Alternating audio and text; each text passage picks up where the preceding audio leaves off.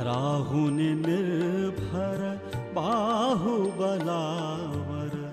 धरी सुदर्शन श्रीहरीचा कर, श्रांगधनुचा नाथ भयंकर, पांचजन्य रणभेरी फुंकून भावे जीवन यज्ञ समर्पण.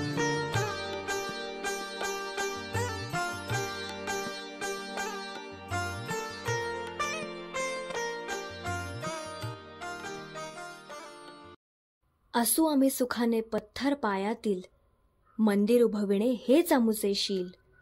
अशा ध्येय प्रेरित राष्ट्रीय स्वयंसेवक संघाच्या जन्मशताब्दी निमित्त मिलिंद रहाटगावकर मला जे जे भावते ते सर्व या यूट्यूब चॅनलवरून सादर होत आहे संघ प्रचारकांची जीवनकथा.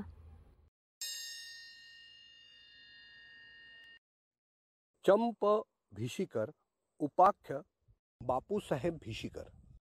साहित्य वर्तुळात ज्यांचा उल्लेख प्रामुख्यानं चंप भिशीकर असा सार्वत्रिकरित्या होतो, त्यांना संघ वर्तुळात मात्र अत्यंत आदरानं बापूसाहेब भिशीकर या नावानंच ओळखलं जातं.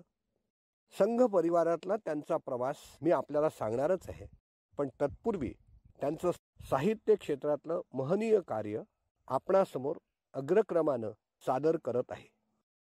चंप भिशीकर हे पुणे तरुण भारताचे माजी संपादक होते. ते संत साहित्याचे गाढे अभ्यासक देखील होते. नागपूर तरुण भारतमध्ये सहसंपादक, पुणे तरुण भारतच्या प्रारंभ काळात कार्यकारी संपादक आणि नंतर प्रमुख संपादक म्हणून त्यांनी भरीव कार्य केलं.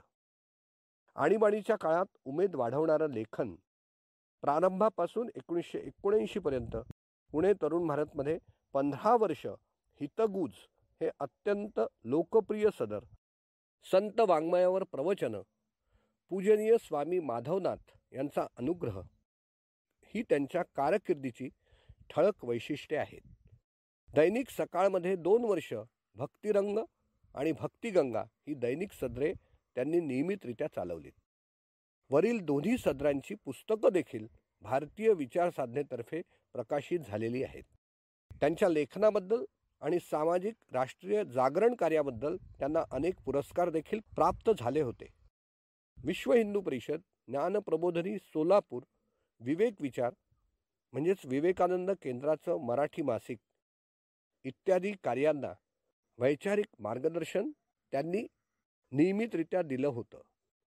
समर्थांच्या स्फुट रचनांवर प्रकाशित झालेला 700 पानी ग्रंथ हे देखील त्यांच्या कारकिर्दीचं विलोभनीय असं वैशिष्ट्य आहे.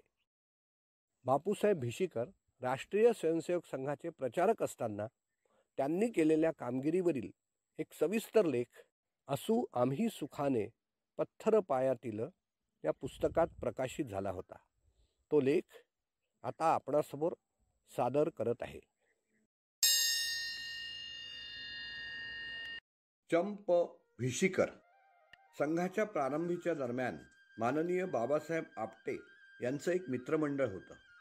पुढे ते सर्व मित्र स्वयंसेवक बनले. त्यातीलच एक भिशीकर. 9/8/1919 साली त्यांचा जन्म झाला. 1929 पासून ते संघाच्या संपर्कात आले. त्यांचं उच्च शिक्षण नागपूरच्या मॉरिस कॉलेजात झालं. 1938 मध्ये ते MA झाले. कॉलेजमध्ये असताना ते छत्तीसगडमध्ये विस्तारक म्हणून गेले. विस्तारक असतानाच त्यांची प्रचारक होण्याची मानसिकता तयार झाली. पूजनीय डॉक्टरांनी म्हणजे डॉक्टर हेडगेवारांनी त्यांना सिंध प्रांतात कराचीला प्रचारक म्हणून दायित्व दिलं. ते साल होतं 1938. वास्तविक पूजनीय डॉक्टर 1932 मध्ये बाबाराव सावरकरांबरोबर तरुण हिंदू संमेलनाच्या निमित्तानं कराचीला गेले असताना 2 मे 1932ला त्यांनी संघाची स्थापना केली होती आणि D.D. चौधरी यांना संघचालक म्हणून नेमलं देखील होतं. पण संघाच्या कामाच्या पद्धतीचं आणि ध्येय धोरणाचं योग्य आकलन न झाल्यानं सार्वजनिक जाहिरातबाजीच्या वळणावर त्यांनी काम केलं आणि पहिला भर उतरल्यावर ते काम बंद देखील पडलं. या पार्श्वभूमीवर हा 23 वर्षाचा मुलगा तिथे गेला आणि मरगळलेल्या कामात पुनश्च हरिओम करून त्यानं संघकार्यात प्राण ओतला. त्याचवेळी प्रांत प्रचारक म्हणून राजपाल पुरी हे देखील त्यांच्या सोबतीनं काम करू लागले. दोघांच्या संयुक्त प्रयत्नानं संघाचं काम जोमानं वाढलं. कराचीला अनेक स्वयंसेवक व्यवसाय आणि नोकरी या निमित्त महाराष्ट्रातून गेले होते. त्यावेळी कराची शहरात 2,10,000 महाराष्ट्रीयन लोकांची वस्ती होती. कारण 1935 पर्यंत सिंध हा मुंबई इलाख्याचा हिस्सा होता. याच राजपालपुरींनी नंतर माननीय अडवाणीजींना, हो म्हणजे आपल्या भारताचे भूतपूर्व उपपंतप्रधान लालकृष्ण अडवाणींना 1942 मध्ये संघात आणलं. त्यामुळे अनेक सिंधी परिवार संघाशी जोडले गेले. 1947 साली फाळणीच्या वेळी सिंध प्रांतामध्ये संघाचं काम चांगलंच फोफावलं होतं. त्यानंतर काही वैयक्तिक कारणामुळे ते नागपूरला परतले आणि त्यांनी गृहस्थाश्रम सुरू केला. तरुण भारताच्या नागपूर आणि पुणे या आवृत्तींमध्ये पत्रकार म्हणून त्यांनी अनेक वर्ष काम केलं. त्यांची मोठी मुलगी डॉक्टर स्वर्णलता भिशीकर सोलापूर येथे ज्ञानप्रबोधिनीचं गेल्या 55 वर्षांपासून नियमितपणे काम करत आहे. तसंच पुत्र देवदत्त उर्फ आनंद भिशीकर पुण्याला यशस्वी व्यावसायिक म्हणून नावारूपाला आलेला आहे. संघाच्या पहिल्या तपातील साक्षीदार आणि सिंध प्रांतात संघाचा पाया भरणारे कार्यकर्ते म्हणजे चंप भिशीकर. दिनांक 7 डिसेंबर 2008 रोजी चंप भिशीकर हे जग सोडून अनंताच्या प्रवासाला निघून गेले.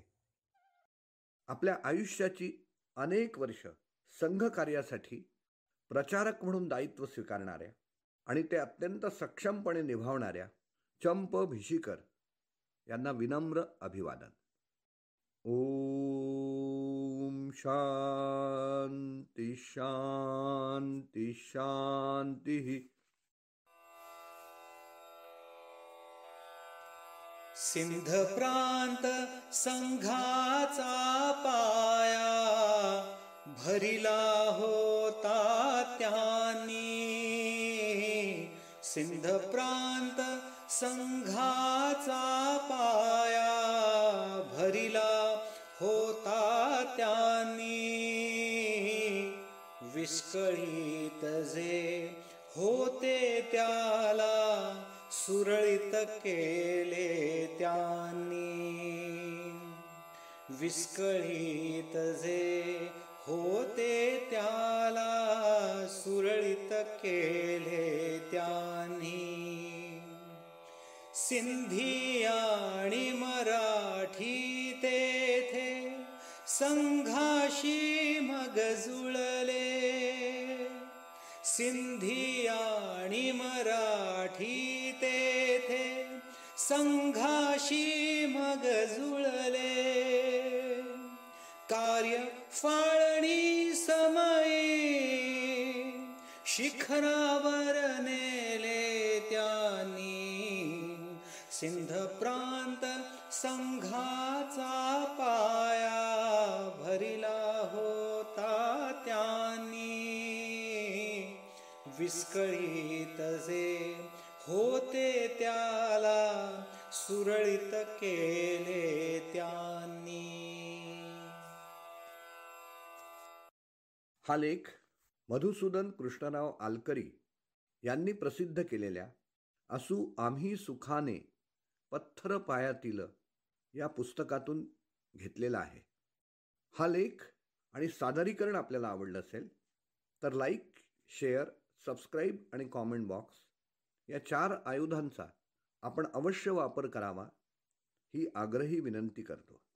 शेअरचं बटन वापरून हा व्हिडिओ आपण समस्त संघ स्वयंसेवकांना, संघाच्या समर्थकांना आणि समाजातील सज्जन शक्तीला पाठवलात तर मी आपला अत्यंत आभारी राहील. संघाच्या जन्मशताब्दीनिमित्त संघ प्रचारकांवरील 100 व्हिडिओ मिलिंद रहाटगावकर मला जे जे भावते ते सर्व या यूट्यूब चॅनेलवरून प्रसारित करण्याचा माझा संकल्प आहे. या संकल्पाच्या परिपूर्तीसाठी मला प्रोत्साहन मिळावे म्हणून हे सगळे व्हिडिओ आपण अगदी पहिल्या सेकंदापासून शेवटच्या सेकंदापर्यंत ऐकावेत आणि आपल्याला आवडल्यास त्याचा प्रचार प्रसार करावा ही सविनय आणि सप्रेम विनंती करतो आणि आपली रजा घेतो. धन्यवाद.